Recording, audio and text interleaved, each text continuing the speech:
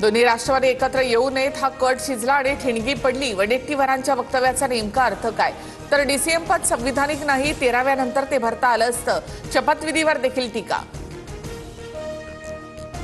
महाराष्ट्राच्या हितासाठी आम्ही एनडीए सोबत, मित्रपक्ष म्हणून भाजपचं आम्हाला सहकार्य।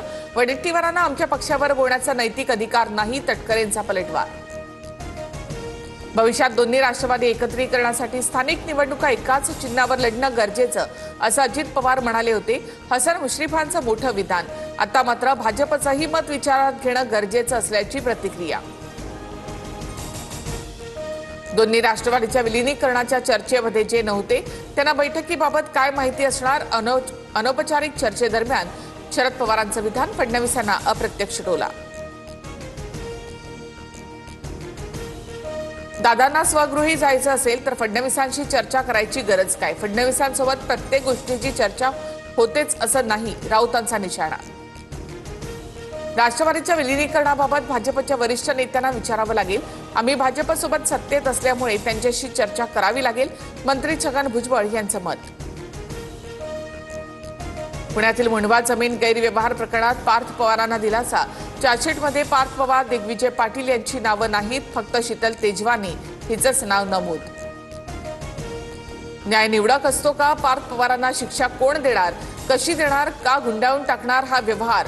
मुंडवा जमीन व्यवहार प्रकरणी चार्जशीटवरून अंजली दमानिया भडकल्या।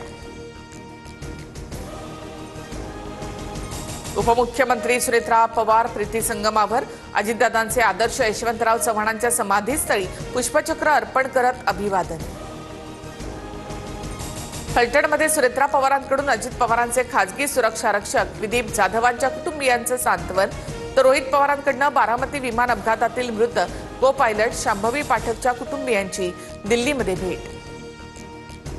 विमानामध्ये 6 लोक होते तर 5 मृतदेह कसे मिळाले? दादांजवळील फाईलमधील कागद कसे जळाले नाहीत? संजय राऊतांचाही सवाल, तर जस्टिस लोया प्रकरणाची आठवण झाल्याचं वक्तव्य। बारामतीमधील अपघातग्रस्त विमानामध्ये 6 जण असल्याची नोंद नाही, वकील उज्ज्वल निकम यांचं राऊतांना उत्तर। तर विमानाचा ब्लॅक बॉक्स सापडलाय, सत्य समोर येईल, केंद्रीय विमान उड्डाण राज्यमंत्री मुरलीधर मोहोळ यांच्याकडून स्पष्ट। भारत चीन सीमारेषेवरून राहुल गांधी आक्रमक, थेट माजी लष्कर प्रमुखांचं पुस्तकच दाखवलं। चीननं भारताच्या हद्दीत 4 तंबू ठोकल्याचा दावा, राजनाथ सिंग अमित शहांचा आक्षेप, संसदेमध्ये खडाजंगी। आम्ही मुंबईमध्ये भाजपसोबत जाणार नाही, नाही म्हणजे नाही। मुंबईत मनसे भाजप युतीच्या चर्चांवर राज ठाकरेंनी एका वाक्यात ठणकावून सांगितलं।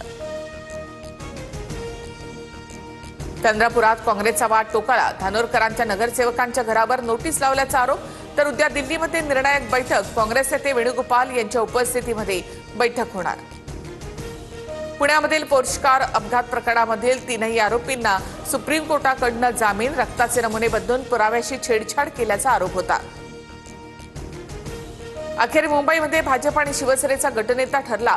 भाजपच्या गटनेतेपदी गणेश खणकर यांची वर्णी, तर शिंदेच्या शिवसेनेच्या गटनेतेपदी अमेय घोले यांची निवड। मुंबई पालिकेच्या 18 प्रभाग समित्यांपैकी 8 प्रभागांवर ठाकरे बंधूंचं वर्चस्व, महायुतीसह समसमान सत्ता। 8 प्रभाग समितीवर ठाकरेंच्या नगरसेवकांची कमान।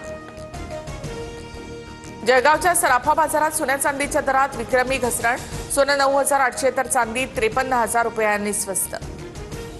उत्तर महाराष्ट्रामध्ये पावसाचा अंदाज, धुळे, जळगाव, नाशिक आणि घाट परिसरात पुढील 2 दिवस हलक्या पावसाची शक्यता, तापमानात वाढ होणार। कोस्टल रोडवर भरधाव वाहनांना लगाम, स्पीड लिमिट ओलांडणाऱ्यांवर थेट गुन्हे दाखल, 140च्या वेगानं धावणाऱ्या वाहनांवर कारवाई। जम्मू काश्मीरमध्ये पहाटे भूकंपाचे धक्के, बारामुल्ला जिल्ह्यात 4.6 रिश्टर स्केलचा भूकंप, सुदैवानं कोणतीही हानी नाही। मुंबईमध्ये ईस्टर्न एक्सप्रेस हायवेवर चेरी ब्लॉसमचा बहार, घाटकोपर विक्रोळी परिसर गुलाबी रंगामध्ये बहरला। चेरी ब्लॉसममुळे शहरामध्ये गुलाबी हवेची भर।